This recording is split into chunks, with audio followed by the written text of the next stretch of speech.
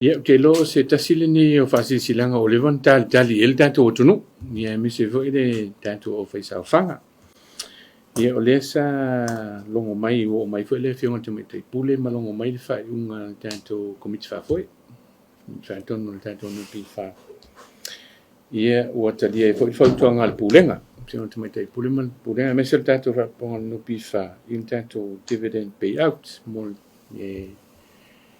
tatou leo whaingoaina o le back to school dividend payout ia o le non fia whamanina o le mele a mosi ta fia le tatou o faisaofaga i lalo ai al tula fona nupi whae le eini mea o ai ai whapea e whainga ko dividend payout whapea ia al silisila ai al tatou malo ia meise fo ia ta wala mal tatou whalapuptonga ia le tūlanga lea ua taumawhai e tātou dividend payouts ni ia e so sani le tātou atunu e mise o le una ia o anawa le tātou malo e pio nei ni fo tasi lea anawa tāua le tātou malo o le una ia o a onga whanau ia le fo ila ua whataua i fo ila le tātou whaptonga nupi wha ia tūlanga lea o so sani lea mo tātou mo si tātou atunu o tau alato i tātou o whaisauwhanga ia tātou sosani ni mo le pena ina o whanau toia e o aonga ia mapili o aonga whanau ia lea la o mai ia le whionga tu mai tei pule ia ma whautua ina vo le Minisitā ia ma ua talia fo i umana talia fo i le komiti whafoe ia lea la o whaasisila tua il tātou o tunu te mese tātou o whaasawhanga ia o tātou dividend payout leo approve 5%. Ia man tu volta usang te nesa lua te simale 5%. Ia au leu si te ne 5% tanto dividend lea. Mai o se ile sisilai al tanto malo stulanga lete lea.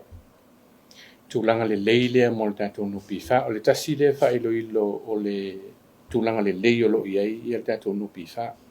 Awa o dividends ni ia ranam fa tatou fatino meni mo tatou faisaofaga ia ona o tupe ia toe maua mai tupe ia faafaigaluega ni lupifa ia lea lae mo mai dividends ni ia lea lae faasoasoa ni lupifa ia taeala lai tatou payouts le ia e tainane foʻi la ona i mea foʻi toe faapopo i luga ia saofaga a tatou o faisaofaga ia o le tatou vaega la lea o le tatou dividend payout lea mantua foʻi o mea nei ia e fuafua e le tatou nupi wha. E fuafua le whionga tamai te pule ma le pule. Fautua i nei le komiti wha. Fua ma le Minisitā. I tūlanga ia. E fua e tupe mau. Fua e tupe mau an nupi wha. Ia le lawa mai 5%. Mai le lua te si malfasa i tau sanga lentene. Ia leu 5%.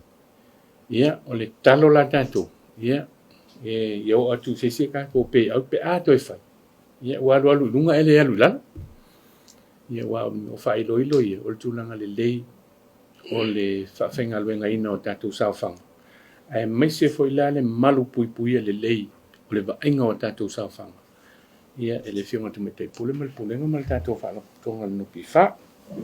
O le foi la walongo mai ia, o le whionga te metei pule. Ia o le asonga fua.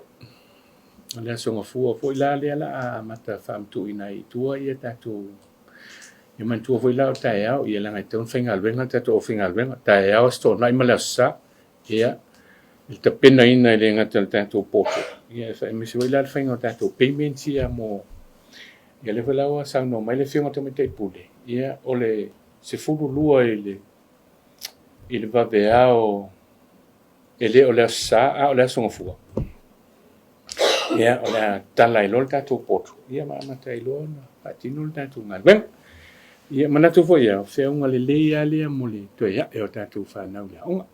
Nea mantua foi ia e mese ala le tūlanga lea lea na vale ala tātou malo e na i whanau ia onga. I wale whau mai tau ina o te len sosoni tātou whon whawai. I pili o whanau ia wo o universite ma onga whawau. Tertiary level. Ia o sosoni lea. Ia leo tu ina tu foi lea mo nei tātou whanau amata tu ilalo preschool, primary, secondary. Ia tu lang pa pina. Ia o le tasi le nei awala le tu e so soni al tātou malo. I te pina ina o tātou whanau mo le aonga. Ia, o te manatu a vea wale wanoa. E wha leo ele ngang wha whitai o tātou malo. I le fionga te mai te pule, ma le pulenga. Mes wha kumiti wha foe, ma le uwhinga luenga ma le tātou wha aptonga nupi wha. Ia, ona o le nei fo I wha manianga tā ua mo nei o tātou tangata e mese tātou aufaisaofaga. O le fiafianga tele e te o le Minisitā. O te lo fo I o le ngang fo I le tātou kabineta ma le tātou malo. Ona wha ilo nei. E lo ai o lo tūlanga leile wha foeina o le tātou nupi wha. E mese al tūlanga le tātou investment decisions. Le wha tino al tātou board. E le o awhia I kabineta. Ia e pēr tūlanga fia le ma le ngang wha whtaile.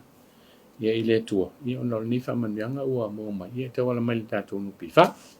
Ia o se wha salunga le mō asisilanga tā ua. Silion tā ua. Ia mo si o tātou tonu ai mese o le tātou aufaisaofaga.